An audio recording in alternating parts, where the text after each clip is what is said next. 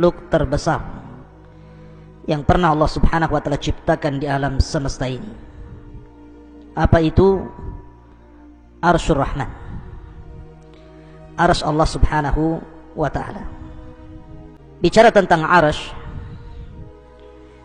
maka arsy banyak disebutkan di dalam Al-Quranul Karim dan hadis-hadis Nabi SAW tentang sifat-sifatnya. Sebut saja beberapa ayat dalam Al-Quran. Contohnya surah Ghafir ayat 7, Allah katakan malaikat-malaikat yang memikul arsy dan juga malaikat-malaikat yang ada di sekitar arsy, mereka bertasbih dengan memuji Rabb mereka, dan mereka beriman dengan Allah dan memintakan ampun akan dosa orang-orang yang beriman. Kemudian juga ayat yang lain dalam surah Al-Haqqah ayat 17, Allah katakan wa yahmilu arsya rabbika fawqahum yawma idin thamaniyah. Dan malaikat yang memikul arsy Rabbmu pada hari itu jumlahnya 8. Ada yang mengatakan 8 malaikat yang memikul arsy. Ada yang mengatakan 8 saf dari kalangan malaikat yang jumlahnya tidak ada yang tahu kecuali Allah, saking banyaknya. Wa ma ya'lamu junuda rabbika illa hu, dan tidak ada tahu jumlah berapa tentara Allah dari kalangan malaikat kecuali Allah saja yang tahu. Kemudian juga hadis Nabi sallallahu alaihi wasallam.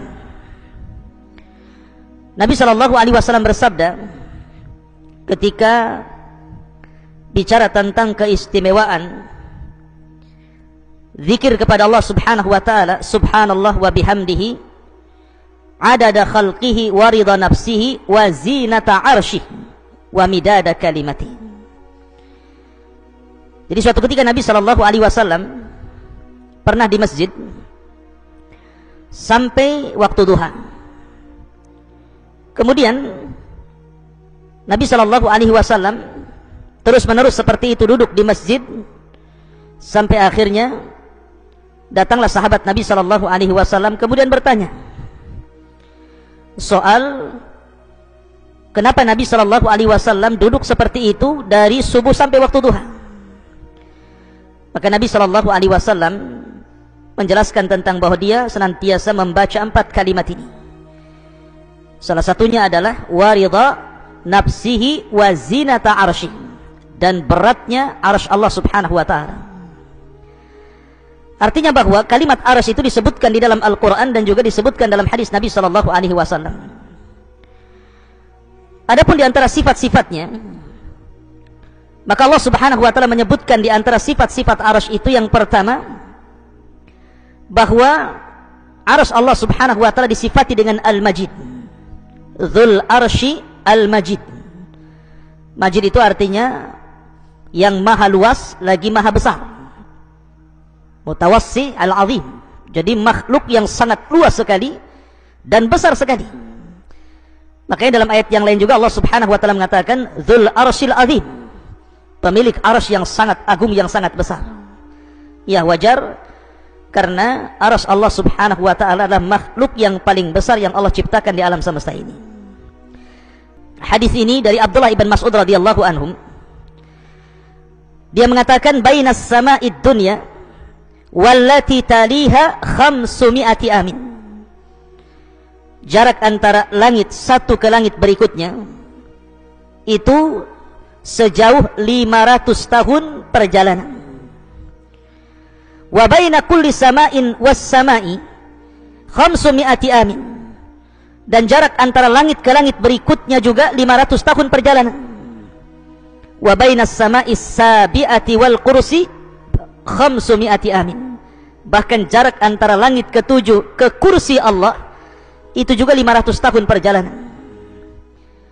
Kemudian Rasul mengatakan, Abdullah ibn Mas'ud mengatakan wa baina kursi wal ma 500 amin.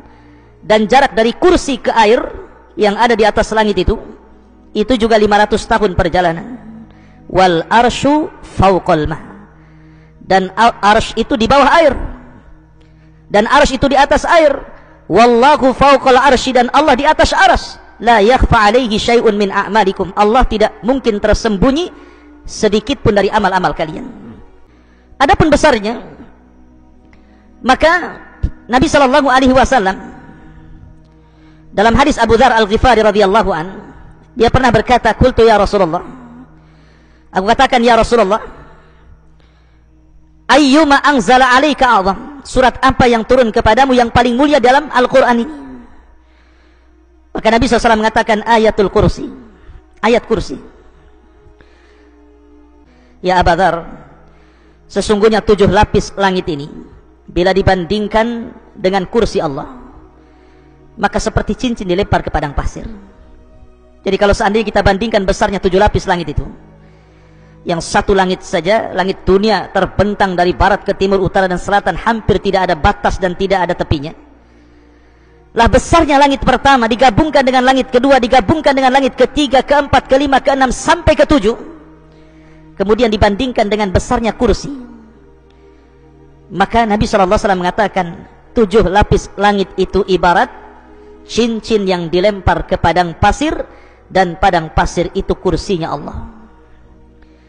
Kemudian Nabi SAW mengatakan, wa fadlul arsy alal kursi, adapun keutamaan arsy dibandingkan kursi, kafadlil falati alal halaqah, seperti keutamaan al-falat di atas cincin halaqah tadi. Artinya bahwa kalau seandainya kursi Allah subhanahu wa ta'ala digabungkan dengan 7 lapis langit, kemudian dibandingkan dengan arsy Allah subhanahu wa ta'ala, maka seperti cincin dilempar ke padang pasir, cincinnya itu kursinya dan 7 lapis langit, adapun padang pasir itu arsy Allah subhanahu wa ta'ala.